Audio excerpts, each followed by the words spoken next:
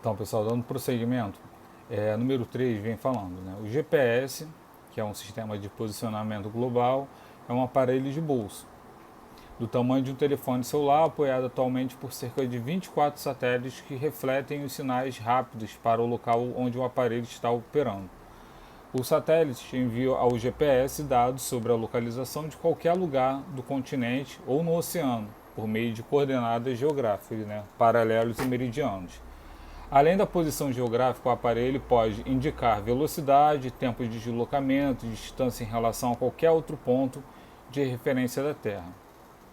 Então a pergunta: ao registrar a posição de qualquer lugar da Terra, indicando as coordenadas geográficas, podemos concluir que o GPS dimensiona, né?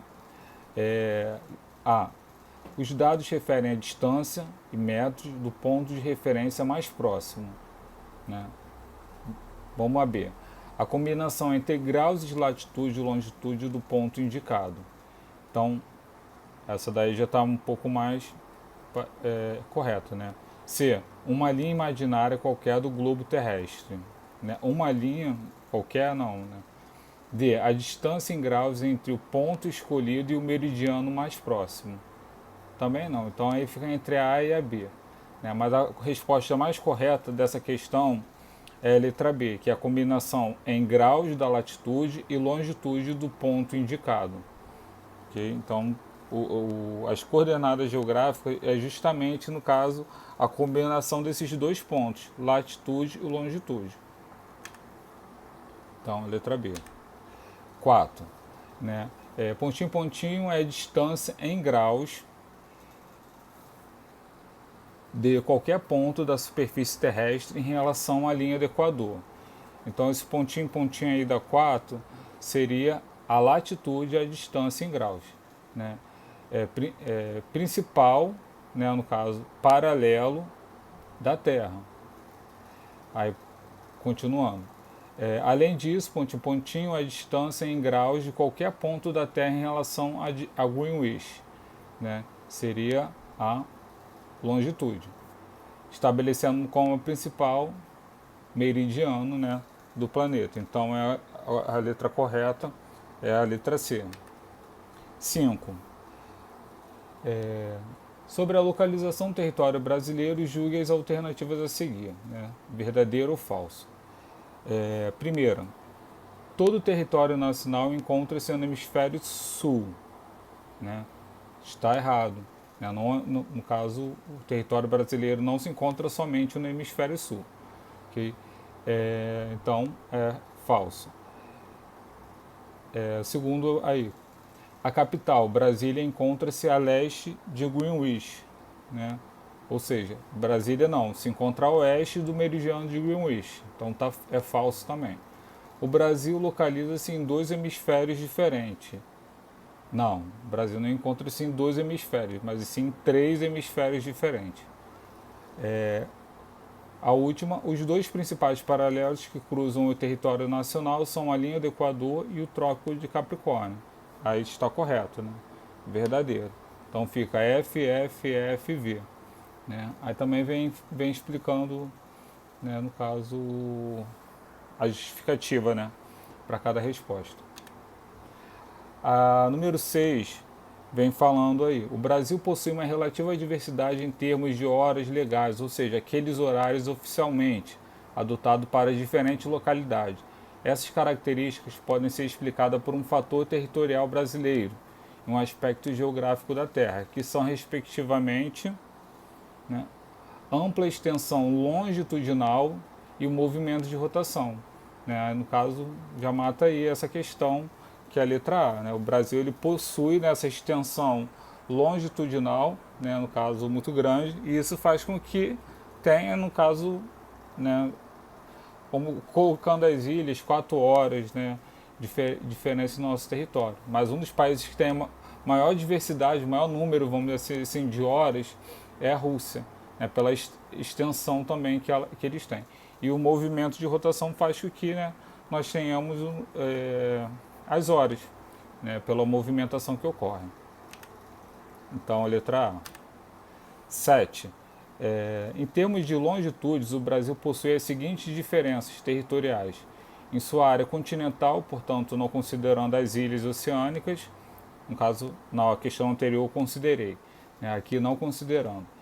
Portanto, o extremo leste, ponto do Seixas, 34 graus oeste, a ponto extremo oeste, desculpa, em cima é leste, ponto extremo oeste é o nascimento do rio Moa, né, no caso a 75. A partir desses valores, o território brasileiro encontra-se encravado em 3 diferentes fusos, se considerarmos apenas sua faixa territorial continental. Se as longitudes brasileiras apresentarem hipoteticamente os valores abaixo descritos, quantos fusos reais o Brasil teria? Ponto extremo leste, 15, e ponto extremo oeste, 85. Então, vou falar aqui a resposta para vocês, para explicar também porque chegou, no caso, a esses 5 fusos. Tá, ok? Então, aí, sobre o ponto de vista natural, ou seja, considerando a hora legal dos países, a cada 15 graus, né, de longitude, há a variação de 1 hora. Portanto, para calcular o número de fusos do território hipotético apresentando, basta calcular a diferença entre a longitude e depois dividi-lo por 15. Então, 85 menos 15 dá 70. Tá, ok? Então, esse 70 dividido por 15 dá, aqui ó, 70, né, dividido por 15 dá 4,6 fusos.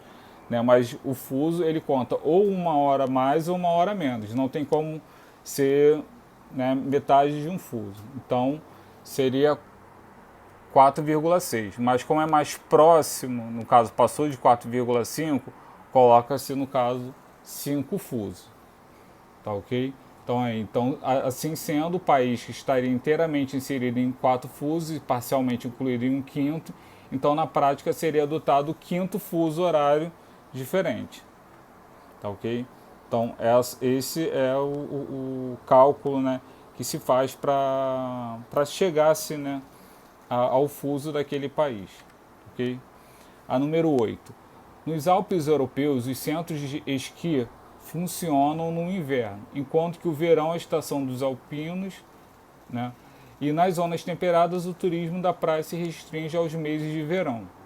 As transformações no hábitos e práticas humanas, em parte, devem-se ao clima que é condicionado, né, a partir de inúmeros fatores. Assinale a alternativa que indica o fator responsável pelas transformações climáticas indicado no trecho acima. Então vamos lá. Letra A, as zonas térmicas da Terra, né, mais ou menos, vamos dizer. A B, as diferenças de latitudes, mais ou menos também, né, porque são áreas, né, altitude e não latitude, desculpa. Então as diferenças de latitude não, está errado. C, as altitudes e as consequências de diferença de pressão atmosférica, né, tem um pouco a ver também, né, por causa que são áreas altas, né, os Alpes. E D, o movimento de translação da Terra. Então a resposta aí mais correta seria a letra D, que é o movimento de translação da Terra. Isso faz com que se tenha, né, os meses, as estações do ano.